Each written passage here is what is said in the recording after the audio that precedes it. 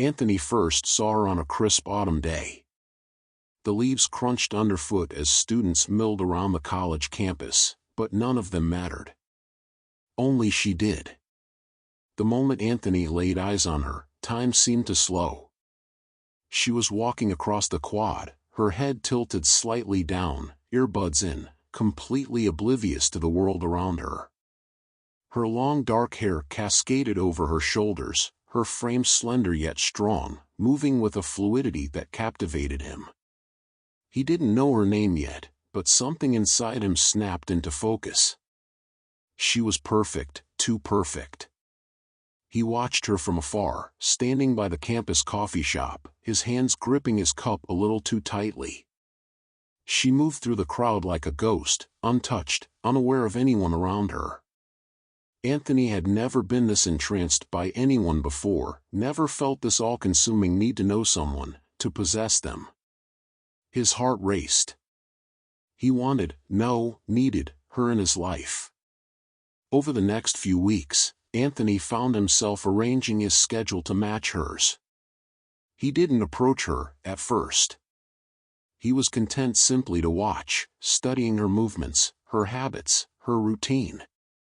She frequented the campus library, often staying late into the night. She'd sit in the same corner with her books spread out, occasionally chewing on the end of a pencil while her eyes scanned the pages.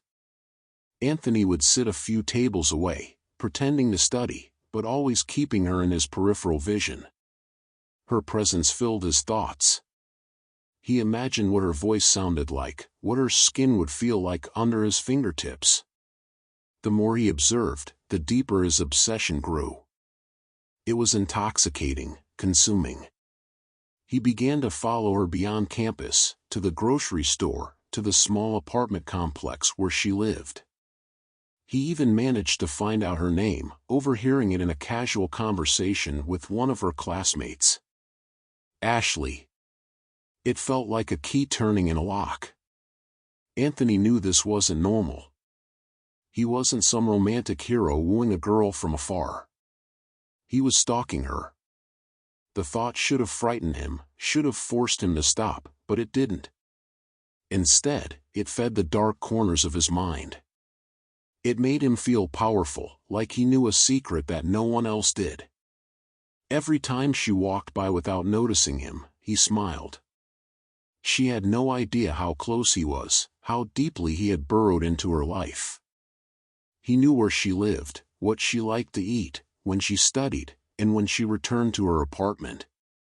He told himself he wouldn't hurt her. He just wanted to know her. That's all. To be close to her.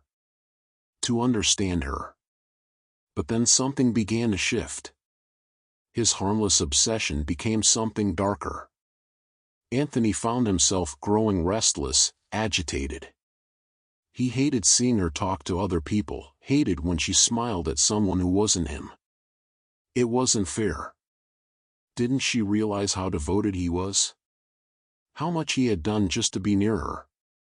She didn't know, of course. She couldn't. But that only fueled his frustration. He began to have fantasies of confronting her, of making her see him, making her realize how much she meant to him. But the fantasy didn't end there.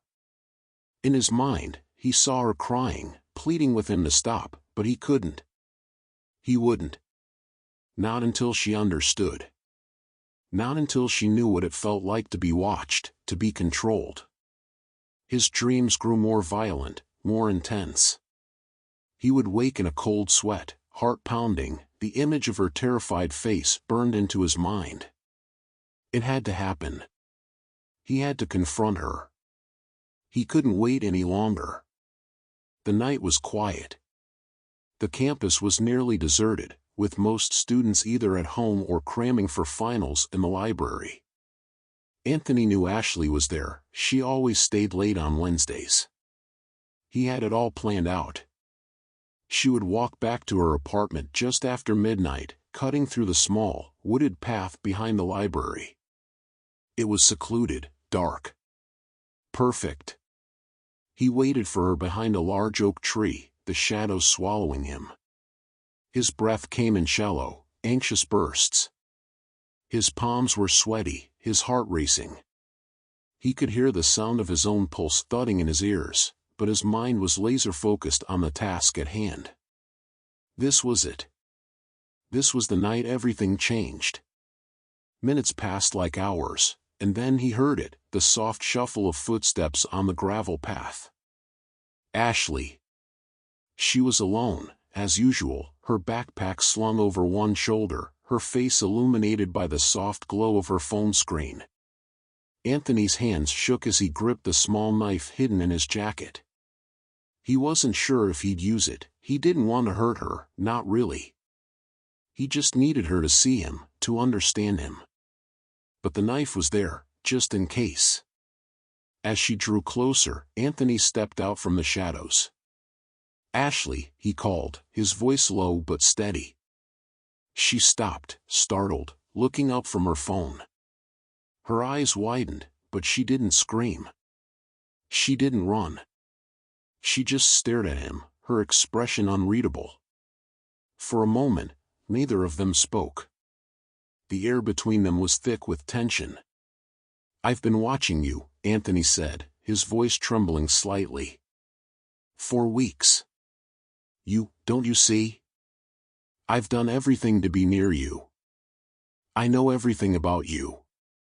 Ashley's eyes flicked to the knife in his hand, but she didn't seem afraid. Instead, she tilted her head slightly, almost as if she were studying him. "You don't know everything about me, Anthony," she said softly, her voice calm.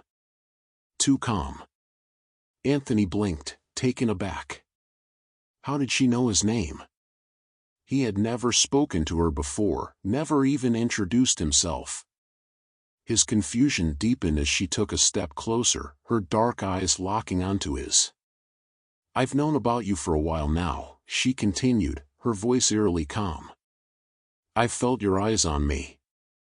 I've seen you following me. But I didn't stop you, did I?" Anthony's heart raced. This wasn't how it was supposed to go. She was supposed to be afraid. She was supposed to plead, to beg for him to stop.